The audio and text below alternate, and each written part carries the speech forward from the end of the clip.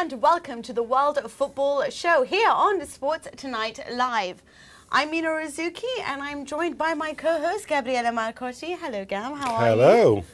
Nice to have you on. And there's so much for us to talk about. Huge weekend. Really, Huge it was the weekend. biggest weekend that I can remember for so long. Everything happened in Italy, everything happened in Spain, of course, the Classico, and Germany. We know who the champions are. But we will get to all that in a bit. We are starting off with, of course, the hottest game of the weekend. Barcelona versus Real Madrid.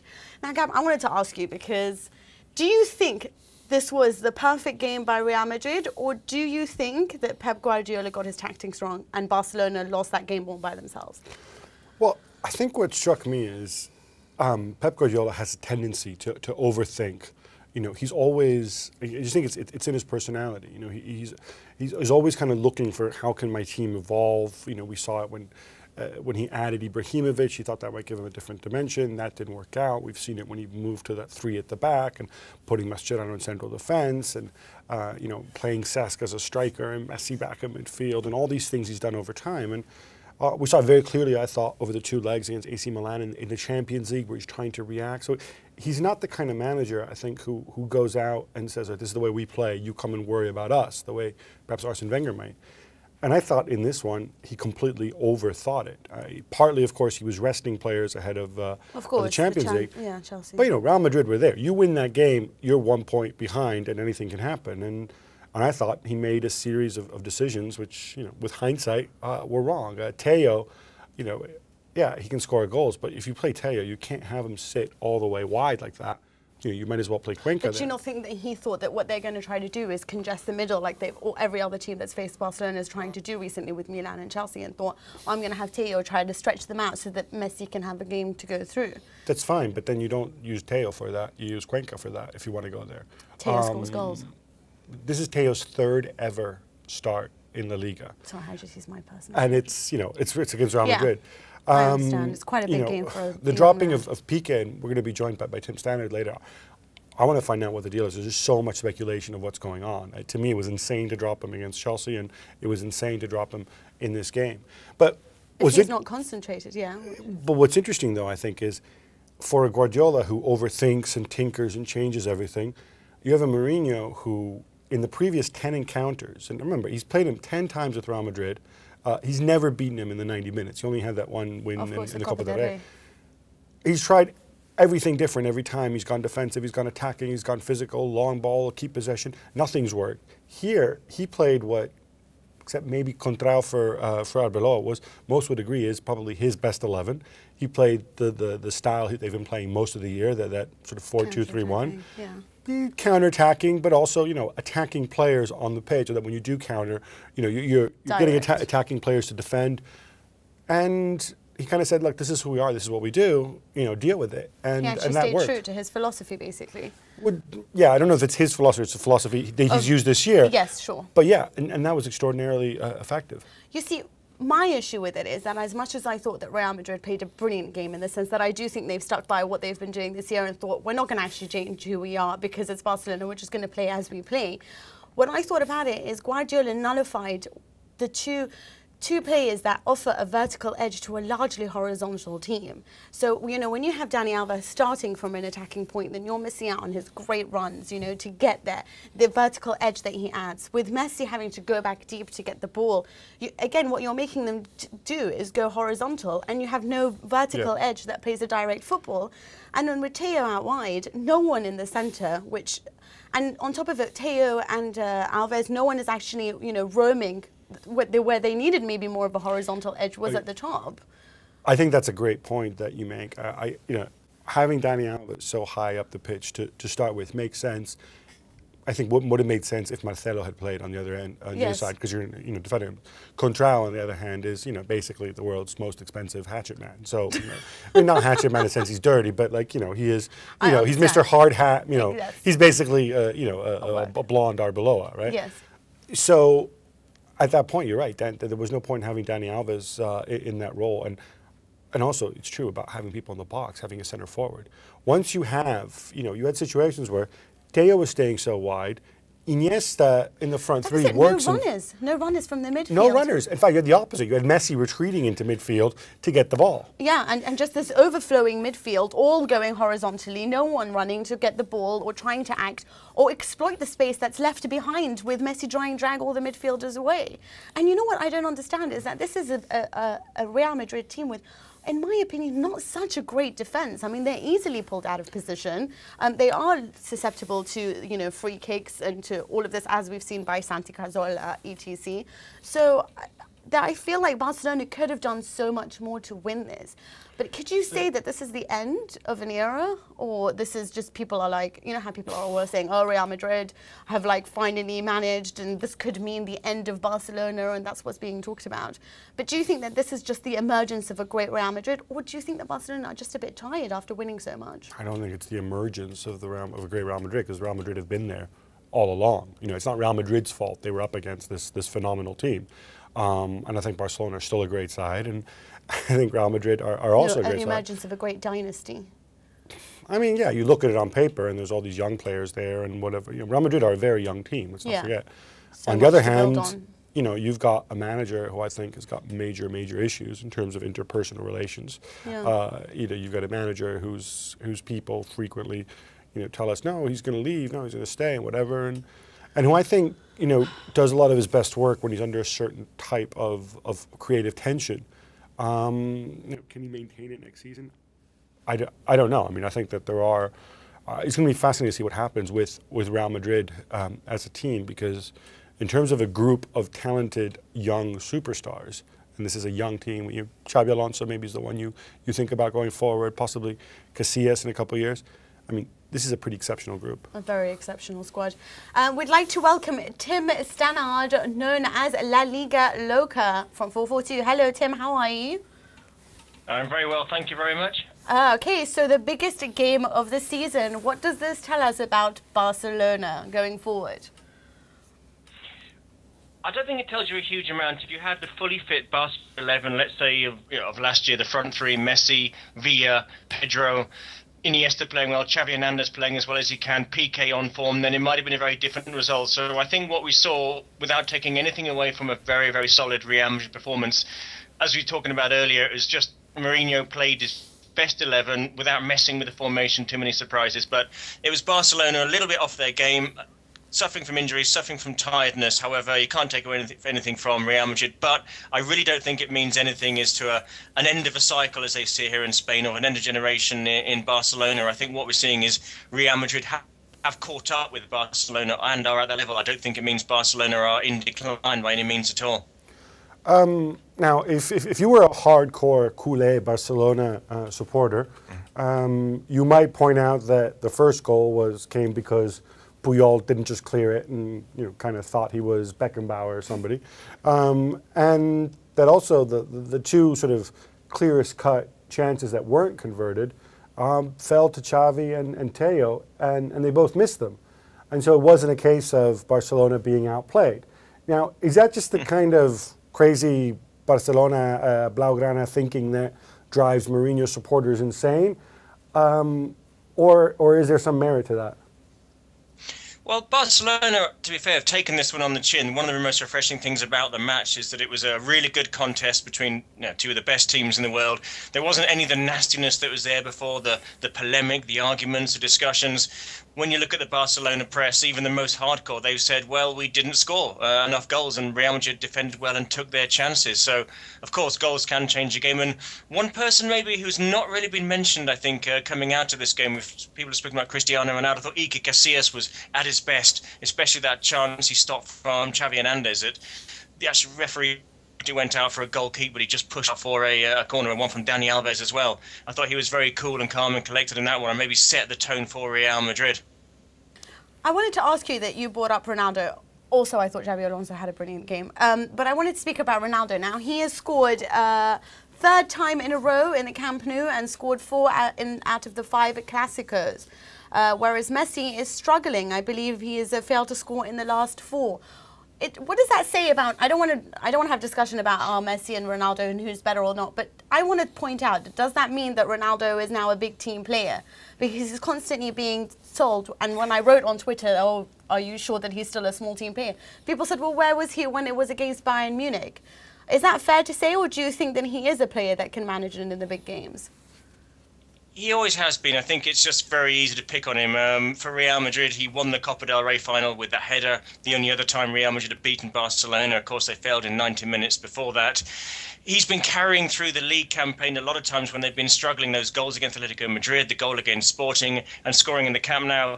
It's just often in Champions League semi-finals and the big games, the big players, of course, get marked out of existence, you could say, and this is the chance for the other players to come into it. But on this particular occasion, there was an awful lot of space given to Cristiano Ronaldo for that goal on the counter-attack, and he took advantage. But yes, he has been called a flat-track bully in the past because of that perhaps Pichichi record in Spain, which was something like 15 goals in the last 4 or 5 games, but he's been the driving force behind Real Madrid's season.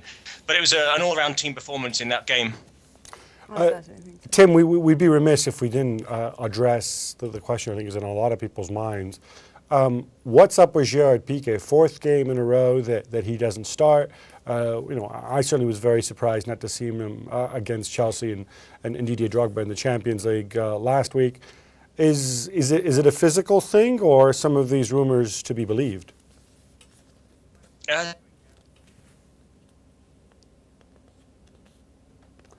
Well, sounds like I guess we're gonna try to get him back.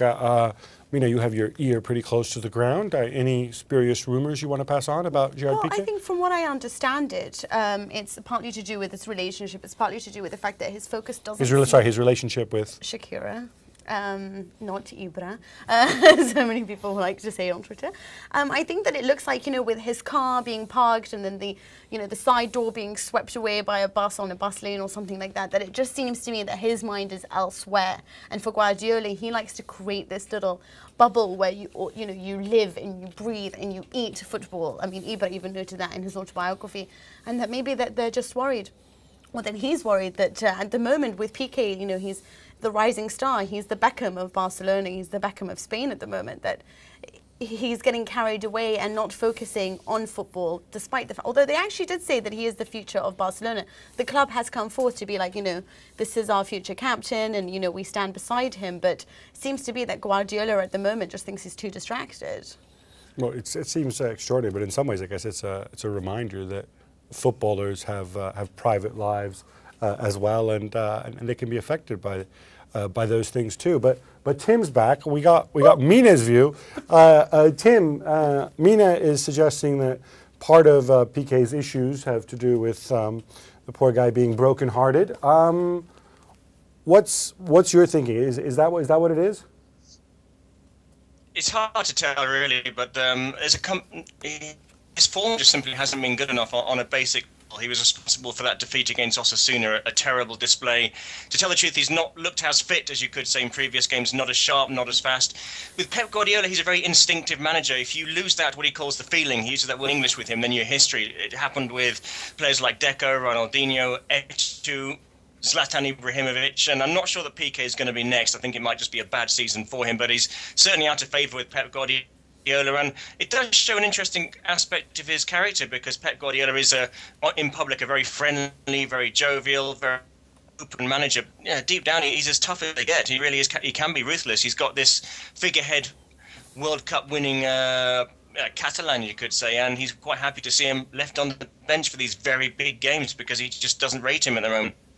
It's kind of brutal there, but Tim, let's turn back to the special one, of course.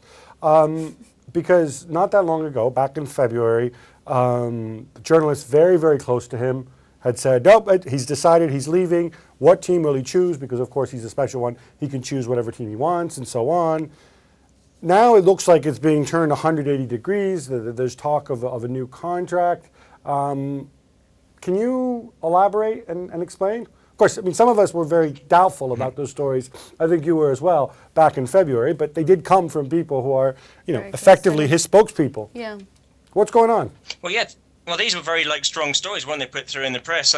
But first of all, to say here, Imogen, we're desperate for Mourinho to come back talking to us because Aitor Karanka is boring us to death at the moment. He just looks utterly miserable every time he turns up there. And the press conferences last about 1 or 2 questions. They used to be like, "Where's Mourinho?" And it's like now he's done 50 of them. People have given up on it. It's anyone's guess at the moment. There's 2 ways you can look at it. Maybe Jose Mourinho, now that the league is in the bag and they're doing well in the Champions League, let's see what happens, will be quite happy to continue the project, or it's very nearly mission accomplished, job done. I've done my part of the bargain. I'm really not enjoying my life here in La Liga. I'm out of here. Again, having successfully turned Real Madrid around into one of the best teams in the world when they weren't exactly before, but they were getting knocked out by Alcorcon. They were nowhere in the Champions League, and they were very much out of the big game, out of the bright lights. And Jose Mourinho is just 1 step away, 2 steps away maybe from completing his mission. And you've got to think, what motivation will he have to stay there when we know what he's like? He stays 2 or 3 seasons and he's out of there before people get too bored of him. Right, okay, well, sadly, that is all we have time for. I mean, just a quick question. Is Mourinho ever going to come back to speak? Or when is he going to come speak? I don't think he's going to come back to speak again in the league. Maybe when they win the league title he will, but I think we're going to have Aitor Karanka for the next month or so. But he has to talk in the Champions League where he's obliged to do that. But those questions are so controlled, there's no point asking anything interesting during them. Oh, well, we do really miss Mourinho's... Tell you what, Mina, though, if you miss Mourinho, remember, you can always follow on Twitter Mourinho's official spokesman, Eladio Parames, at Real Eladio. He's laugh. The maddest thing you'll ever read. Did you hear what he said about Robin? Sorry. No. He was talking about Robin not having that mentality. What did he say? He said, oh, the reason why Mourinho doesn't like Robin is... I'm not now. You're making me doubt whether or not it was him. Let's go check it out. But I mean, basically, it sounds like a parody account. But Eladio Parames is a real person. I've met him. I've spoken to him years ago when Mourinho came to Chelsea. He is real. He basically, I think, says a lot of the things that Mourinho perhaps thinking, but can't thinks really say. or wants people to think that he's thinking. Okay, well, that's sadly all we have time for on Spain. Thank you so much, Tim. We'll, of course, be checking back with you next week. But we are going to be moving on to Italy after the break, so we'll see you in a couple of minutes. Ciao.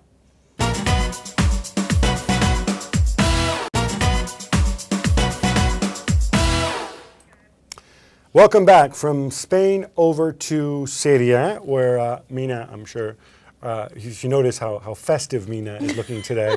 A lot of it has to do with, of course, events this weekend with Juventus whooping Roma 4-0, laying the smackdown, I think, as some of my heroes might say it. And this was after Milan, of course, held to a 1-1 draw by Bologna the same day. So it's now a 3-point lead, and it's a nice-looking run-in. But we're going to get to Juve in a bit, and we're going to start on a bizarre and I don't even know how to describe it. Absurd, grotesque, perhaps, note. Shameful, if you want to take the... Shameful, yeah. No, I mean, shameful. I don't see it as shameful necessarily. No, I don't. But those are the words used by Petrucci, head of CONI. Yeah. I don't think it's something that we're going to see again. But long and short of it is Genoa have been in free fall for the last couple of months or so. They're playing at home against Siena. Genoa's fans had already warned the players that they wanted more effort out of them. In what was clearly, I think, prearranged early in the second half with Genoa down 4-0 by that point. Siena, battling relegation. That's right. Some 60 to 80 Genoa fans, pretty hardcore types. They left their post and they sort of went around. They basically broke into the main stand, the stand right behind the tunnel. Their presence effectively drove out the people who were there, a lot of families and things like that. And they set off a couple flares, and they said that they were angry with the Genoa players, so they wanted to talk to them. Well, they suspended. They got the match suspended, and their point was that the Genoa players weren't putting in enough effort. They weren't fit to wear the shirt, and they wanted them to take their shirts off. Now, this is grotesque. This is completely absurd. The Genoa players, after some discussion, those watching on television were left with the sight of Marco Rossi, the Genoa captain, taking his shirt off, going around to a bunch of his teammates, collecting other shirts. walking around with this bizarre-looking stack of shirts, like he picked up his dry cleaning or something. Mesto was in floods of tears. That's right. 2 Genoa players, it should be said, absolutely refused to take part in this nonsense. One of them was the goalkeeper, Sebastian Frey, one of my favorite guys in the world as well, who kept beating his chest and says, "Come take the shirt off me." That was a sublime move. And but you know, the other one, of course, Giuseppe Sculli, who the Genoa striker, who went over. He's got a long-standing relationship with the ultras. Just talked to them and basically talked them out of it, saying like, "No, why should I take my shirt off? I'm not going to take off my shirt. I have nothing to be ashamed of. I have nothing to be ashamed of." Eventually, the players all put their shirts back on. The match restarted after a delay of about 40 minutes.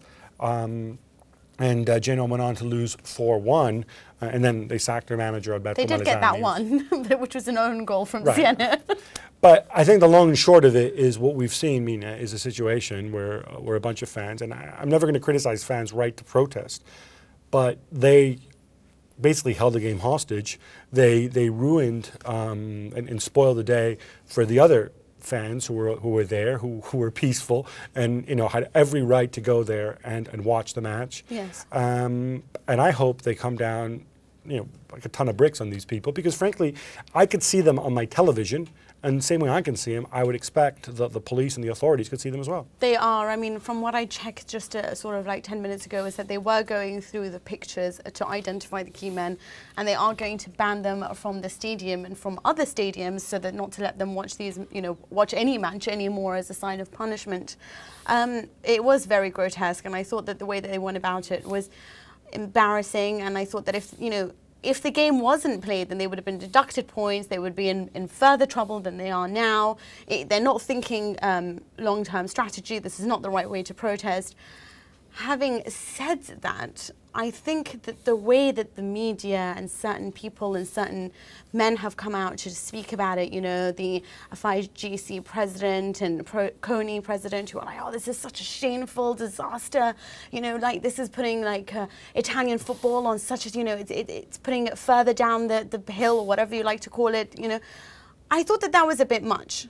I think it's difficult to explain, though, to, I think, people watching two things. One is Marco Rossi's behavior, the captain of the team, basically saying like, "Oh, I am such a wuss that I'm going to do what these people tell me," despite the fact that they're 50 yards away. Look, I know that you think he's practically a wimp, yeah, but you feel sorry for him at this stage. No, I don't. I don't. Be a man. Yeah, you respect Be a man. Scully. I understand that you would respect the likes of Scully, and everyone said, "Well done for him to have gone up and been like, I'm not going to take this shirt off my back," yeah. But this is the captain of Genoa. He probably felt that there was no way out. What, and he goes until and to negotiate with terrorists, basically. If Genoa were run by a serious person and not by Enrico Preziosi, I would immediately say Marco Rossi will never play for this club ever again. But the other thing, too, which is difficult to explain, they did call it sacrilege. How do 60 to 80 people, because that's what it was, there's cops there, there's police there. I don't understand that the stadium in Genoa, Manassi, is right in town. In the middle of While town, this is going on, there were cops there. I would have thought, and apparently the reason the cops didn't intervene straight away is they didn't want to create a ruckus and a fight, whatever. Yeah. But that's fine. So then just bring a bunch of people, bring a bunch of cop cars outside the stadium and pick these guys up as they come out. Okay, but it's important to note that these guys weren't threatening these people, weren't threatening the players' lives. They were protesting, they were angry. But I think in the middle of all of this, and they're calling this a shameful act, you've forgotten a lot of things. Hardly anyone mentioned the fact that Cesena football fans did exactly the same during their training session, throwing flares onto the pitch, aiming all of that. It's a training session. Fine, There's no paying customers. What happened with this is it was in front of the entire world. Meanwhile, we're forgetting other things, such as the Lazio fans chanting anti-Semitic comments during their match against Lecce. Italian football. What does that have to do with anything? No, I'm telling you, Italian football, I think it's quite hypocritical when they're sitting there coming down so harsh on this, when as a general rule, you're talking about the ultras and fans. There is so much for them to be ashamed of, and they should be talking about this in general. Ultras. I think it's important to make this distinction, because you're talking about we're talking about ultras. We're not talking about fans over here. No, but we're talking about some ultras. The vast majority of ultras, I think, are definitely a positive force in Italian football. Well, either stamp them out completely or accept that they come with this kind of thing. When you give any portion of supporters, whether they are ultras or just regular fans or whatever you want, this much control, and then you sit there and you give them, free parking and amazing free tickets half the time. You treat them like they're kings. They have so much chance to do whatever they want. And then they are going to one day go against you when something like this happens. You accept the good or the bad. Before that game, they were talking about how wonderful the choreography was. And then, you know, I can see actually Tancredi on there, like, yelling at me. But I think my point is it's hypocritical when we're not coming down and stamping out racism, anti-Semitism, you know, things mentioned. This is a bad thing about football, but this is not the only thing that was bad that happened over the weekend. I personally think this was unprecedented, and I think this in some ways was more serious because this is football basically giving in, or we went very close to it. In. Well, you know, he is the captain of the team. But do we have Tancredi? Yes, Tancredi, we can do. you hear me? Yes, I can hear you perfectly, Gab. All right, Tancredi. Now, first of all, I know you were listening in. What's the situation? What's the latest? Have arrests been made? Have people been identified? And also, is anybody talking about taking action against Marco Rossi, or are we all just feeling sorry for him? Well, first of all, 10 people so far have been identified by the police, has been said today. This doesn't mean that they have already been caught, already been arrested, or whatever. They have been identified. And that it's a point I want to come back later. You asked me about Marco Rossi, but I have to actually correct one thing you both were talking about before. Because yesterday night there was, let's say, a story in the story between who said what to who about who had to take off the shirts. At first, the Genoa's president, Enrico Preziosi, said, we were told to do that, so the order could be under control. Then there was the Questore, that is the kind of chief of police there in the city, that said, we didn't give that order at all to the team. We were supporting the people all the time. We were there on the pitch. And then later today, this morning, the president of Genoa actually admitted that taking off the shirts was actually the best action to do in that moment, in order that nothing more dangerous would happen. So actually, it's been clarified. Even if we are talking about Marco Rossi, and honestly, as a captain, I would feel ashamed. But it was the president of the club, it was Preziosi, the president of Genoa, that said, okay, guys, let's take off the shirts. All right, Tancredi, as far as the Genoa president concerned, his name is Enrico Preziosi, and I have numerous court injunctions against me, preventing me from discussing this guy, because I think he is one of the cancers of Italian football. You can go and Google him, see what a fine job he did at Como, see what a fine job he did in the famous Genoa-Venezia game when he got his team relegated for attempted match fixing. Talk about actions against you, so goodbye, guys. Exactly, yeah, no, I know he's a close family friend of yours, Tancredi. But let's move on from this nonsense to something very joyous for people like Mina, people who are infected with that Juventina disease. But Gabriele, just half a minute before we move there. Okay. Just want to say one thing. It's not about presidents or whatever, because really tens, if not hundreds of people asking me why these things are happening, why it's not possible to stop. Everyone asking me, where was police? And I was showing them, look, there are some 10 policemen there on the pitch.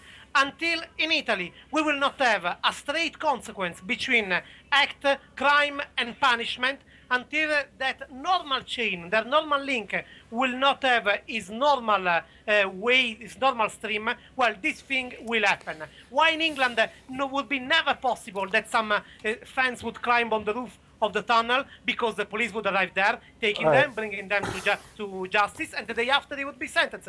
So, just wanted to say this point. No, go on. No problem, Tancredi. Obviously, there's different rules and different policing and that's a debate probably for a different time. But Mina's getting very antsy because we're not celebrating Juventus' 4-0 win. Yes, Mina, exactly. take it away. Can I just say that was a 4-0 victory over Roma, which everyone thought would be the banana skin for them. And I was like, I certainly did. You did, right? Magica, of course. Everyone was saying, oh, Juventus' run is so hard, Milan's is so much easier by comparison, and I kept writing and I kept tweeting and I threw everything that I could. Juventus perform in the big games. It's the smaller teams, they don't know how to pierce. So for me, throw in the big games as much as possible. They'll find a way because they have space to play their game, which they did yesterday. I mean, that match was over in 77 minutes, really. I was kind of bored afterwards. I felt sorry for Stecklenburg because I did not think that that was a red card. It was a penalty for sure. Second penalty ever for Juventus. Not ever, rather, Never just a this penalty. season. Right. It was a you're Never trying a to say it's not a penalty? No. The guy just let faint his leg on Stekelenburg. That was a penalty in whatever If the way referee Guys. he's trying to is not say. giving Guys, that the point is, even without that, Juve won. It's a 3-point lead. What I need to get from you, doesn't make any difference. what I need to get from you, Tancredi, is did they basically win the title here, looking at the run-in and looking at how demoralized and frankly crummy Milan were at home against Bologna?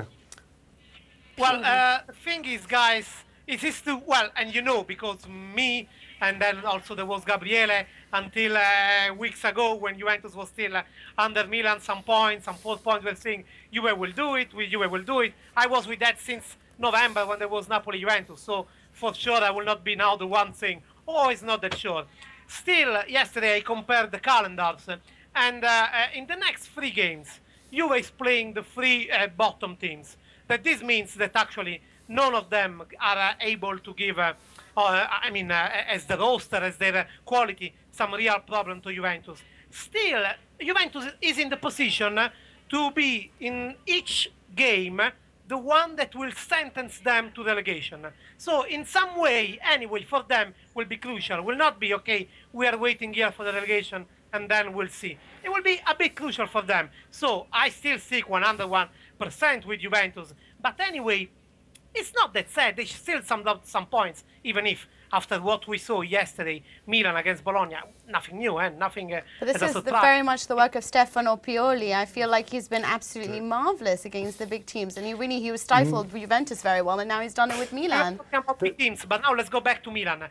We were saying, no, I mean in the last months they haven't played honestly as someone that is fighting for the title. Yesterday was just another demonstration of that. Nothing new in that way. They've been unlucky, okay, because one goal to Ibrahimovic was disallowed again.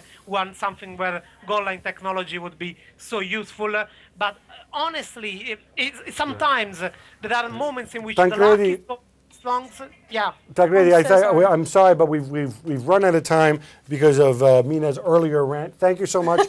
That's you gave me the floor. That's Tancredi Palmeri. Nice to see you also praising Pioli at Bologna. Maybe he can replace Conte next season when he takes his vacation. Not, but he's a Trapattoni boy, so he knows how to grind out big wins. That's great how Mina didn't catch that reference to Conte's enforced vacation. We might talk about that next week, depending how things work out. We're going to be back with the Bundesliga.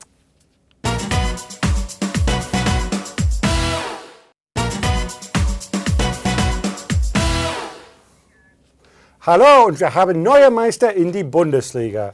Mina, sorry, that was just me showing off. But we're going over to Germany where Borussia Dortmund have repeated as Bundesliga champions. And Mina, I personally am fascinated with this story because last season they had an average age under 23 among the 10 outfield players. This whole team was sort of put together on a shoestring. Nobody made more than, I think, $2 million a year. And they sort of blitzed everybody, played at 1,000,000 miles an hour. But then you look at the prospects for this season, and there was a lot of reason to think that it wasn't going to work out because the Bundesliga Player of the Year, the heartbeat of the team, Nuri Sahin, of course, moved to Real Madrid. Lucas Barrios, who was a top scorer last year, he was exhausted from the Copa America, came back late. Shinji Kagawa, of course, he was out for 6 months. Yeah. And yet they go back and they have a few hiccups and boom, then all of a sudden, just when you thought they might tail off because Klopp's style of football is so exhausting, they go on this insane run. They do it without Mario Götze, supposedly their best player. I mean, remarkable. I think what's remarkable is, like you said, how they managed to do this despite missing the key men that took them to the title last season. And the way that they've just done their substitutions and developed them, like, for me, like Gundogan, who, came in to try to replace Sahin. And it was terrible at the start of the season. Absolutely so bad. terrible, And then in this last month or last 5 weeks, he's been, in my opinion, so developed, so clever, with a great reading of the ball, Without Mario Götze, without Luka Barrios and then Lewandowski, who's been absolutely brilliant, that I I'm almost want to take him with me to Italy just because I think he's brilliant, you know, a great classical finisher. But it's that heartbeat of the team, you know. They are so collective, they are so hardworking, you know. It reminds me of little Juventus in Italy over there, you know. And yeah, just like Juventus, all those young players. And they are young. Anyway, but that's not it. But, you know, it is a side that has done so well with substitutions, you know, bringing that in. And you've got to say, Klopp, wow. Wow, Yeah. and the fact that he's there for another 4 seasons probably, Well- or he's at least, you know, tied into a contract that will last another 4 seasons. Well, we're joined now by James Thurgood from Bundesliga.com. James, you heard Mina there. She put it so eloquently. Klopp, wow. Now, because I like the whole sort of general management side, I'm going to add my own Zork, wow. In honor to Michael. But is winning the title this year a bigger feat than winning it last season, considering also how Bayern, of course, spent a lot of money and got a lot stronger this year? Yeah, I think it certainly is. The 2 seasons are slightly similar in the fact that they've actually won the title 2 match days early this season, like they did last season. But last season they had that tremendous lead at the beginning, and you know, almost ran away with it and looked uncatchable completely. Whereas this season they had a poor start. They dropped some points early on when people thought they were going to be strong. And I think you hit the nail on the head, Gab, when you mentioned Sahin there. That was them getting used to not having that key player that they had all of last season. And so that transition took place. And all of a sudden, the team spirit that was there last season obviously was still flowing through the team. They got themselves together. They got a great string of results. I mean, 26 games unbeaten is an incredible run of form. And it's taken them to the title. And as you mentioned so many names there, and these are all players that have stepped up this season. Błaszczykowski was one that wasn't mentioned there that I think is worth mentioning, because in the absence of Götze, he's come to the forefront really on the right-hand side and led them to victory on a couple of occasions, which was pivotal. And really Gundogan was the other one. He's turned into a key player in the last couple of weeks. And really for that last push for the title, he proved pivotal. And so for me, really, it's just a case of everyone stepped up at Dortmund, including Jurgen Klopp, including Michael Zorc. And really, it was a collective effort that's led them to that 2nd consecutive title.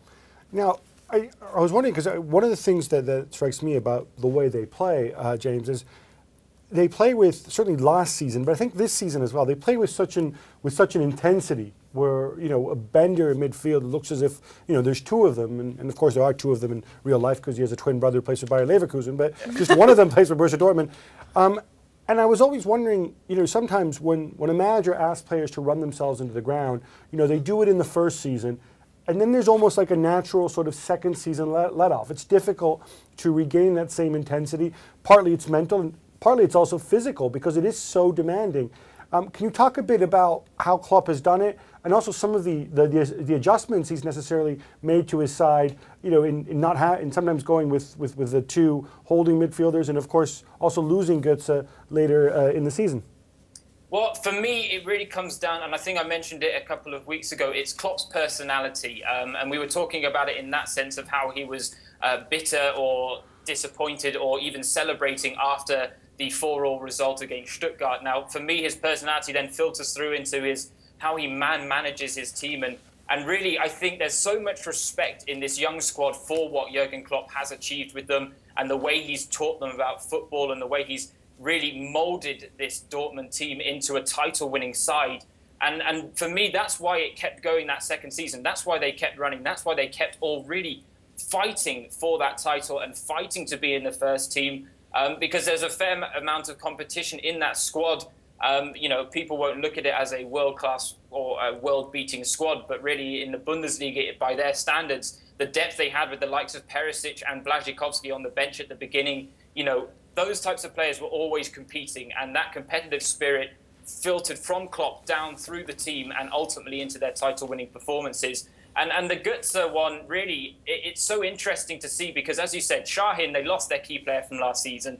Then everyone's touting the fact that really it's all resting on Götze's shoulders. He then misses the second half of the season, but he's almost been a forgotten man in a way because no one's really talked about Dortmund missing him. As I say, 26 games unbeaten. And for a big chunk of that, Götze was not around.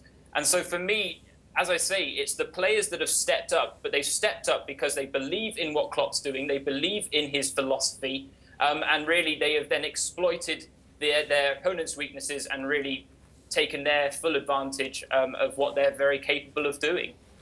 You see, I think it's also the fact that, I mean, their defence is absolutely outstanding, 23 goals conceded. I also want to say that this is going to be a team that possibly can eclipse, the 98-99 Bayern Munich team that had won with 78 points. Now, they only need to win and a draw, really, and that will be enough for them to be better than that. Now, the fact that Klopp will probably be there for another 4 years, the fact that the entire team is, well, not the entire team, most of the team is very young and can last the distance, the fact that Marco Reus is going to join them over the summer, is this, and then of course there's a 2.5 million TV Sky contract that will bring in so much money starting from the 2013-14, that's 40 million per club. Do you think that this is a dynasty and that Borussia Dortmund are going to be the next big giant to constantly be arguing or, fighting for a chance with Bayern Munich? Well, that's it. The power shift right now looks like it might be ready to take place to a certain extent. Bayern are always going to be a really good team, and maybe Dortmund and Bayern are going to duke it out for the next 10 seasons potentially, or maybe less than that. But at the same time, Dortmund, they've come on leaps and bounds, and we all talk about the financial restraints they had and the fact that they were in debt, not so long ago, really. But the fact is, their performances on the pitch are right now what's winning them that battle. And you can see it from the fact that the likes of Uli Hoeneß are getting rattled. They're making statements in the press, trying to play the mind games. But on the pitch, Dortmund got their business done against Bayern, especially twice this season. And obviously, they've gone on an unbeaten run against Bayern Munich now for the last couple of matches. And you look to the DFB Pokal final, which is coming up, early May. And you're thinking already, it's being touted as a big match. Bayern obviously still very focused on the Champions League, but if anything, Dortmund can now turn their attention to that cup final. And Kevin Grosskreutz said it. They asked him about it in the post-match interview when all the players were pouring beer over each other and over pretty much everyone in the stadium, including the journalists. But they asked Grosskreutz, and he ended up saying, no, I'm ready to beat Bayern, and we want to beat them in that final as well. And so really for Borussia Dortmund, Bayern being the villain is very much helping themselves, in terms of their motivation going forward in the Bundesliga. And as you say, that cash injection, will be a huge positive for the Bundesliga, but also Borussia Dortmund, who, as we said, have a few financial constraints, and that will be a huge boost for them. That's right, James. And I want to leave you with a slightly broader question now about the Bundesliga and money, in fact. Of course, Borussia Dortmund's still paying off the fact that they only went bankrupt in 2005. I think they've got a lot of debt that's going to mature in 2020, so they have to set some of their earnings aside for that. But it's amazing because they have an 80,000-seat stadium, and yet their match day revenue is less than some Premier League teams like Bolton. And the reason for that is ticket prices at the Westfalenstadion are so low, and the fans actually get angry when you try to charge more than, 10, 15 euros a game. And even, the new TV contract Mina mentioned, it's great, 40 million a season. Well, that's not that much compared to even some of the smaller teams in the Premier League, but even in Serie A. So is there going to have to be some kind of shift for the Bundesliga to compete? Are we going to have to accept higher ticket prices and maybe, a more pervasive television? Or would German fans just not accept that? I really hope not. And I mean, this has been a clear directive from the Bundesliga for several years now, really, that the fans come first. And for me, it's something that has made the Bundesliga special compared to other leagues in Europe, is the fact that the fans come first. As you say, the ticket prices are fairly low.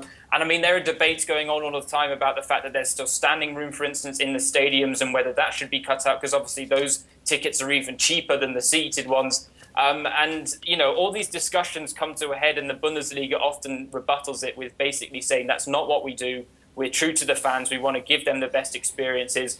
And obviously the concerns recently have come up mainly about security, unfortunately, because there have been a few incidents here and there. But, they trust the fans, and that's something that I find great about the Bundesliga. It's what sets it apart from other leagues at times. And so the money coming in from the TV deal is a great commercial step for them. But if they took it too far, they'd find themselves becoming, the villains in their own backyard, essentially. James, thanks so much. I've said it before. That was James Thorogood from Bundesliga.com.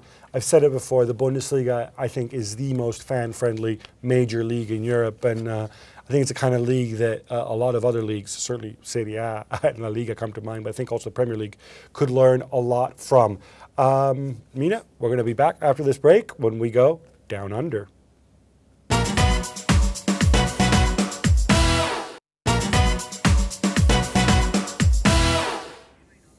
Hello and welcome back to the World Football Show here on Sports Tonight Live. I'm still Mina Rzouki and I'm still joined by Gabriele Marcotti.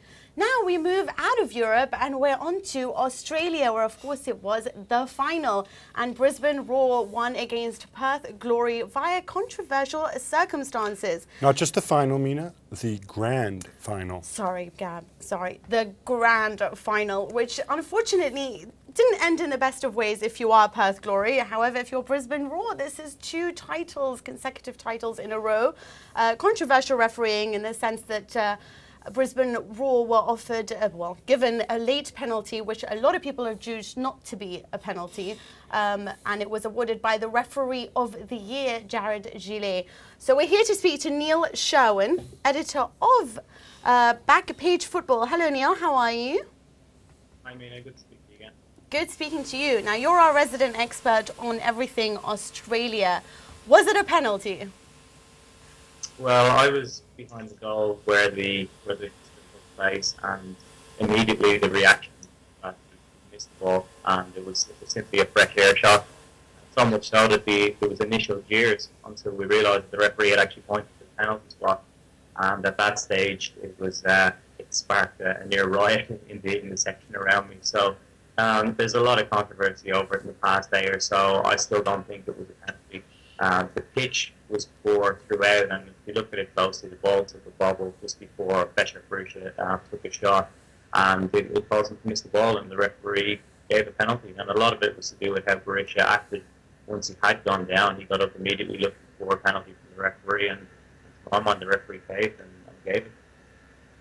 Well, what I wanted to ask you was Brisbane Roar still thought that they deserved to win. A lot of people didn't think that because of over the 90 minutes, because they weren't really able to impose their style of play, and moreover, it seems their key men were rather subdued. Do you think Perth Glory, who a lot of people said played the perfect game, were hard done by on this occasion? I think before the game, if you asked a Perth Glory supporter would they have been good with winning, they would have said no, because Brisbane are the best side in the competition. They have been for 2 years now, and they have done 36 games unbeaten during that period. So to get into the grand final against such a great side is an achievement in itself. Having said that, the manner in which Glory lost, it's really angered a lot of supporters. And as you say, Glory did play a good game. They pressed high up the field. Brisbane like to play with 2 very attacking fullbacks, even though they played with 4 in the back line. To compensate for that, they have Eric Hartley in midfield, who drops feet, takes the ball off the goalkeeper and tries to dictate play. Glory tried to prevent that by using their 2 strikers to sit on the centre halves and on Partey, and it forced Roar to go long a lot of the time, which is something they don't like to do. And you could see that they were getting a little bit frustrated as the game went on, because Glory didn't have a shot on goal in the entire game. They scored by an own goal and pretty much defended doggedly for the rest of the game. And it was 6 minutes to go when Borussia equalised, so they nearly got the job done. Neil, this is the second straight year that we've had a very dramatic grand final, a very dramatic ending to the season. How would you assess the A-League in Australian football? I mean, because in those 12 months, a lot has happened, not all of it positive. It's been a massive 12 months, and it would have been naive to suggest that the grand final would pass off without incident. You know, there had to be something. And even in the aftermath of the game, it emerged that the referee is in a relationship with somebody who works for Brisbane Roar and has been for quite a while. So there's an apparent conflict of interest there. Now, I don't believe that directly influenced the game, but to have the FFA put someone in charge, you know, where a situation could arise and rumours could start is just typical of how they've acted throughout the course of the year. And, you know, we spoke the last time I was on about the Gold Coast United situation, and, you know, since then we've had another club threaten, you know, to fold, and that's the Newcastle Jets, whose owners want to hand back their licence, but have been told by the FFA that they can't because they've entered into a binding contract. So that's set to hit the courts soon enough. And we've also had the announcement of the new proposed Western Sydney franchise. So at the moment we're down to 9 teams, maybe 8 if the Newcastle Jets fold, and even that, there's no guarantee that they're going to be around next year. So it's been a topsy-turvy year. It's disappointing because the standard on the pitch has improved and is continued to improve in terms of the good youngsters coming through and the players we're seeing coming back to the league. But this sort of stuff just overshadows it, and it gives the other codes more ammunition to belittle soccer, which is what happens quite a lot here. Okay, well, thank you so much for your input, Neil. But sadly, that's all we have time for, and I really wanted to ask you more questions about the future of the A-League. But that is all we have time for. We will check back with you, I'm sure, at the start of next season. Mina, you can always hit Neil up on Twitter. That's true. We can always. You can always go to Backpage Football or, of course, at Neil Sherwin. But that is all we have time for. But we will be back next week, of course. Me and Gabriele. Did you have fun, Gabriele? I had a lovely time. As usual, and as did I. We will see you next week at the same time, the same place, and the same football chat. See you then.